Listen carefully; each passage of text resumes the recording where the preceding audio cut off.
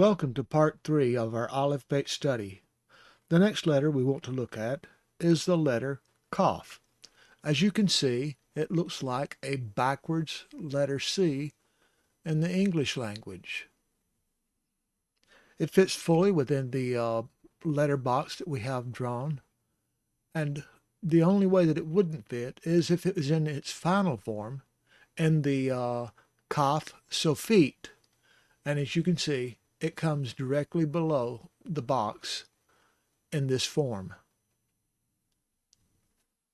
It is one of 5 of the Hebrew letters with a final form. All but one of the sofit forms extend below our letter box here, with the exception of the mem. Kaph is spelled with the plosive K sound. That's with a kamatz underneath, making it a ka sound. Ka. The pei following has no dagesh inside, so it is the fricative sound fe instead of the plosive sound pei. The kaph we know from the pictogram form is an open palm. How I remember this is by putting 2 imaginary lines in here, and it makes it look like a kaph turned over on its side. And let me draw this for you.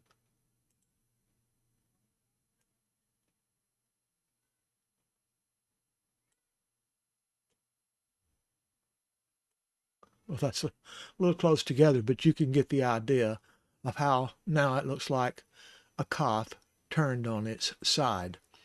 That's from the ancient pictogram language.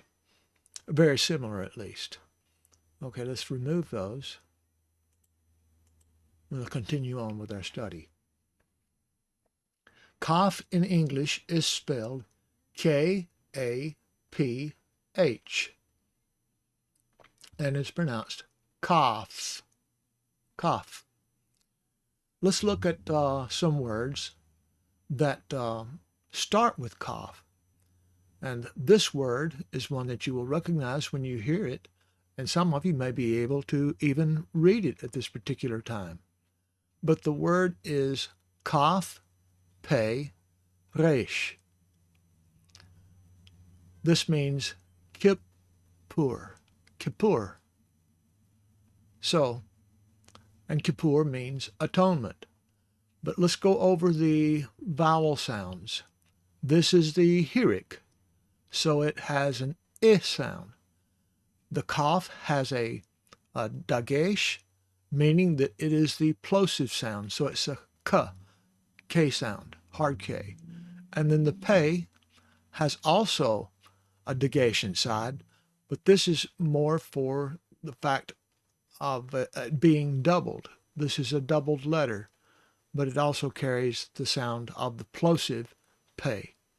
So it's kip pur. This is a kibbutz at the bottom, and it makes an sound. Yom Kippur. And that equals atonement in the English. Another word, we have a kaph with the plosive sound, and it's an sound underneath it because we have a patak, and then it has a noon. So it's kan, and then the sound following the noon is So it's kanaf with a pei here at the end. Notice no dagesh in this pei, so it is the fricative sound, fe. So kanaf. And kanaf in Hebrew means wing. And if we wanted to say wings instead, you'll recognize what I'm about to do by saying kanaf-im. Kanaf-im. So those of you who were with me on the study about the Shamayah and the Shamayim know that the im ending is most of the time plural. It may be plural all of the time, but what do I know? The next letter we want to study is the lamed. And the lamed is the sound L, and a lamed in the Hebrew pictograph is the shepherd's cane, shepherd's stick. And so the shepherd's stick was known for authority and teaching, and also there was a hook at the end of the shepherd's cane where the shepherd could grab the hook and yoke himself to it and bring the sheep back into position that he wanted if he was leading them somewhere. One goes and starts straying off, he can drag it back to the herd with his cane. So I try to think of this hook sort of like a grappling hook or a hook from a shepherd's cane that can bring the sheep back. Another indicator of this as being an L is by what is seen here. It looks like an L at the top.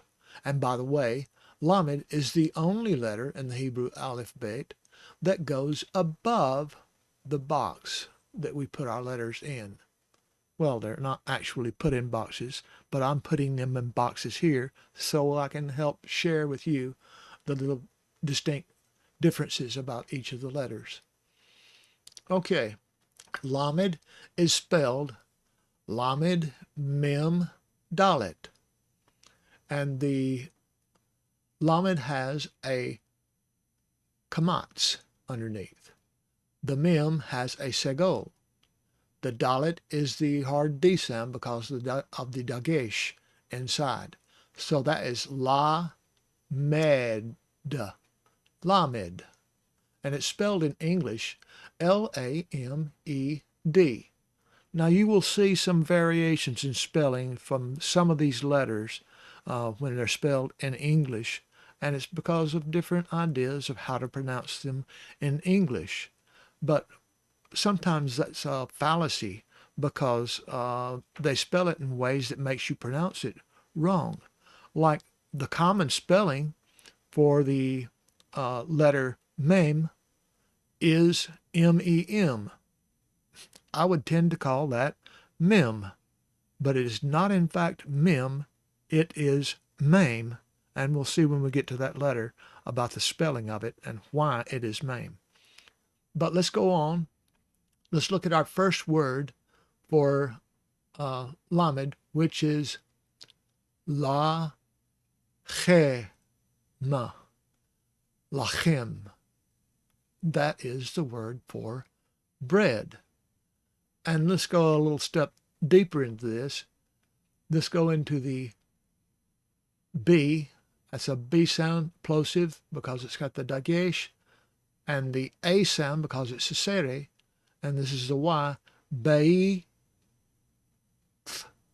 and it's a TH, and it is the spirit sound, the fricative sound. So it's Beith Lechem. Notice the difference. This is bread again, but it's spelled a little bit differently or spoken a little bit differently. And this, it was Lachem, and here it is Beith Lechem, all ending in final noon, which is, of course, the city Bethlehem. Now, you won't find much difference, and I think I've mentioned to you this particular thing. You won't find the T and what other letters in the Beged Kefet that aren't really changed in the modern Hebrew, but the T was changed in the ancient Hebrew. So I will be using the ancient form. So when I see Beith like this, and the modern would actually call it Beit, but I will call it Beith. So Bethlehem, Bethlehem. Now our next letter is the letter Mem. And the Mem is a picture of water. And the way that I remember that this is water is because water has waves. So I just in my mind, I don't have to do it in person, but I in my mind just draw an M like that. And I can draw another one like that because that looks like the cursive form of the English M. So let me get those off of there. Another thing to consider is that this looks like something that is maybe a container, but it's upside down, so it's not holding water. Maybe you have a gallon jug up here or a 2-gallon jug up here. You've got it set up in your home, and you can mount it to your wall, and when you open, you can take a shower because the water pours out. So that's just what came to my mind. Any of these things that that you look at and consider, you could also say, Brother Ken, it would be good if you used this example or that example. But for the moment, this is just water coming out, and I'm taking a shower. Okay. Now let's look at the spelling of MAME. You have the MAME with a seri underneath, which makes the sound A. So it's MAME, because this is the sophete, the MAME sophete, the final form.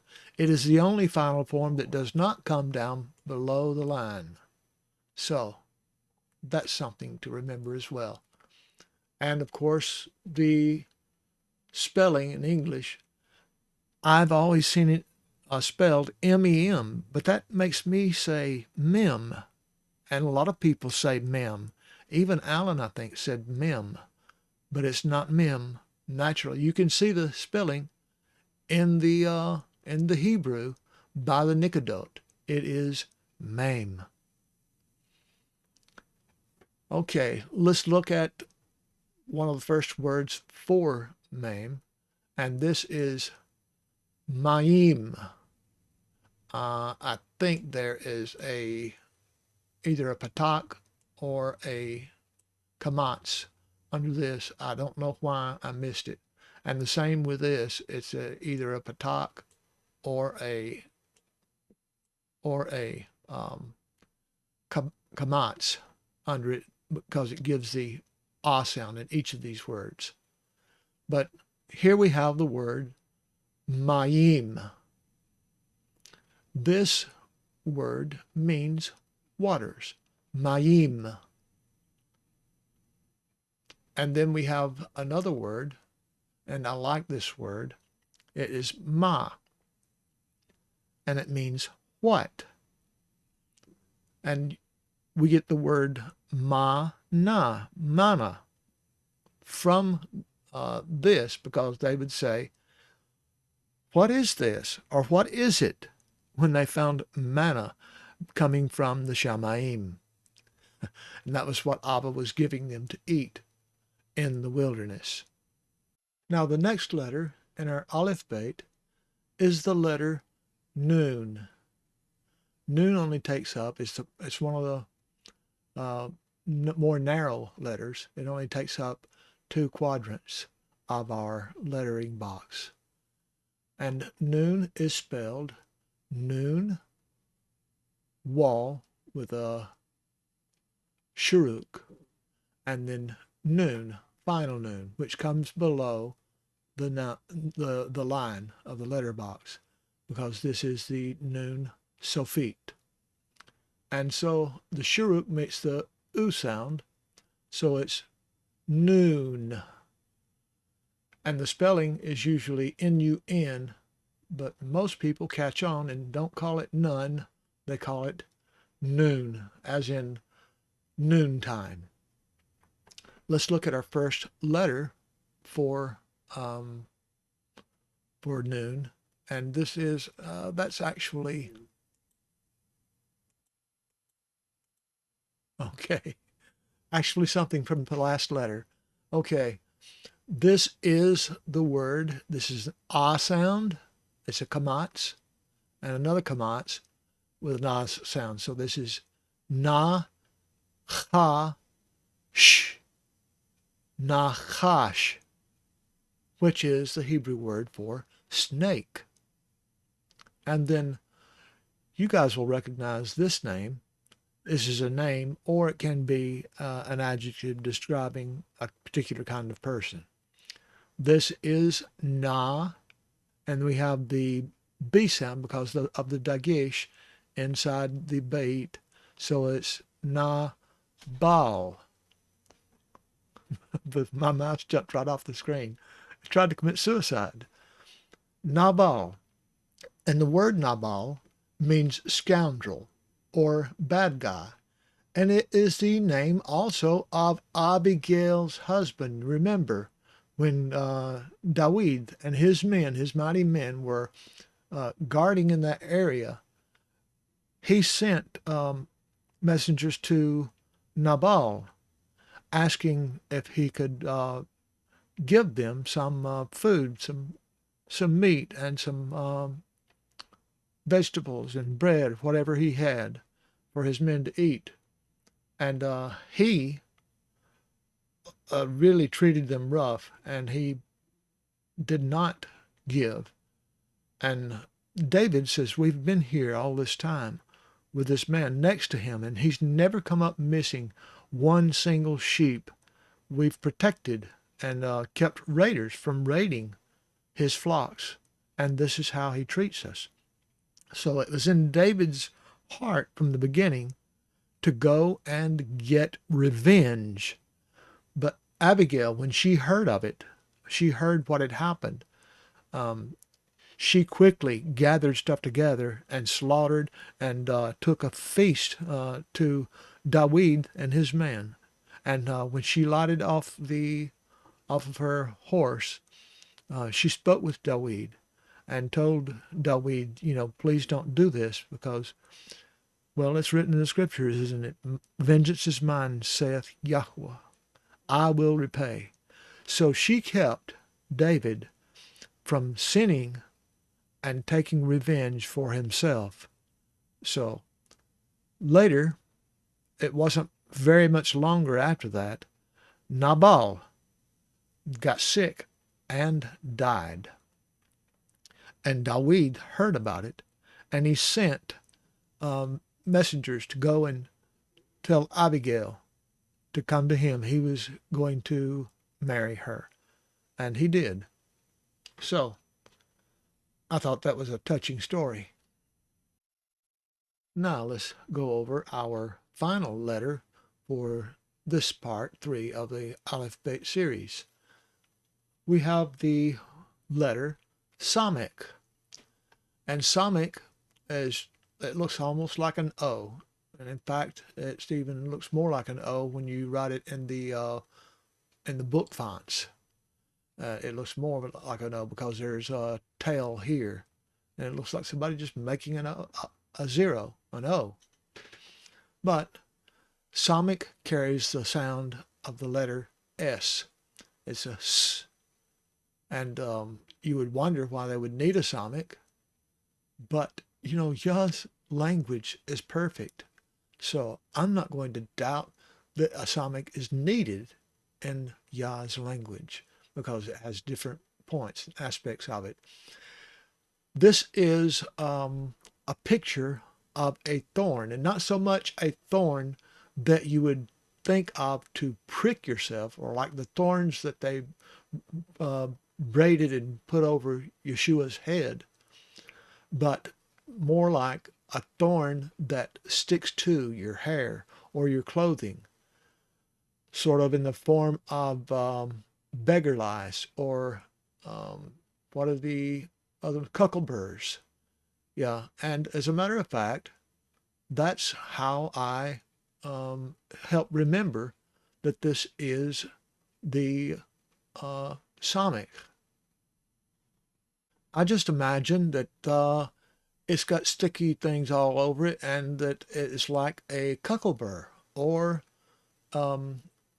any kind of thing that attaches to your clothes. There's all sorts of them. And you can get some of them really bad, especially like beggar lice. those things, you have to scrape for an hour to get them all off if you go through a patch of them. But anyway, let's go on. And the word samech is spelled samech with a kamatz, with the mem and a segol, and then a um, um, kaph. You see what I'm talking about. You have to remember. But I may end up having to break out and sing the ABC song. And by the way, I am here to testify to you that the ABC song, not the ABC song, the Aleph Beit song really works, because I have been able to learn so much more stability in the Hebrew and the Aleph Beit by singing that little song, and I sing it every day. I don't try to sing it every day, but it just comes in my mind and I just sing it. And that really helps to learn the Aleph Beit, singing a song. I wish I had thought about that a long time ago. Other people did, but I never heard about it. So, and I associated it with singing the ABC song. So I use even the same Twinkle Twinkle Little Star for the ABC song that we use in English to use with the Hebrew also, because it makes it easier for me. Anyway, so this is sa and this is sam, me. And I think the two, this is like a schwa, but I think this schwa in here actually tells us to pronounce this with the sound, the aspirant, the spirant K sound instead of the hard K. It's not samech, it's samech. Get the subtle difference? Samech. Okay, two words we have for samech that we're going to go over. This is sa dar. That is supposed to be a D. Hold on, this is supposed to be the D sound. Okay, now it's hard D. Okay, this is sadar, sadar, and it means in order, neat. And then we have another word, and this doesn't start with a samech, but it has samech in it, and I like the word. It is noon samech with a sere, so that makes the A sound. So this is nes, nes, and it means miracle or sign. But wait, we have a bonus. Don't tell John Costick I used his idea. He wouldn't mind. We are going to talk about the gutturals. And you might say, pray tell, Brother Ken, what's a guttural?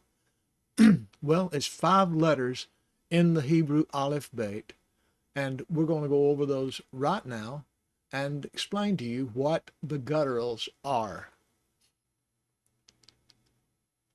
There are 5 letters in the Hebrew Aleph Beit that use only the back of the throat to say. An example would be Aleph. Aleph is ah, Aleph. And so you don't use the front part of your mouth, but only the back of your throat. An example for Aleph would be the word Elohim. Eh, eh. You say with the back of your throat, or with the back of your throat. And then hey uses nothing but the back of the throat. A breath. Hey, hey. See, you're using only the back of your throat. With a chet, you're scrubbing your tongue at the back of your throat and making a popping sound that says chet, chet. So that is also a guttural. The ayin uses the back of your throat, and maybe a little part of your tongue touches the roof of your mouth to get the N sound pronounced properly, but ayin. And then the last but the maybe hardest to say of the gutturals is resh. And we don't say the R sound like we say in English. It's a resh. So it's not as much of a pronounced R. And there are some times when I hear the Hebrews speaking Hebrew and I can clearly hear the R sound. But when I learn more about that, I will let you know as well. But for now, this is all free. Yay!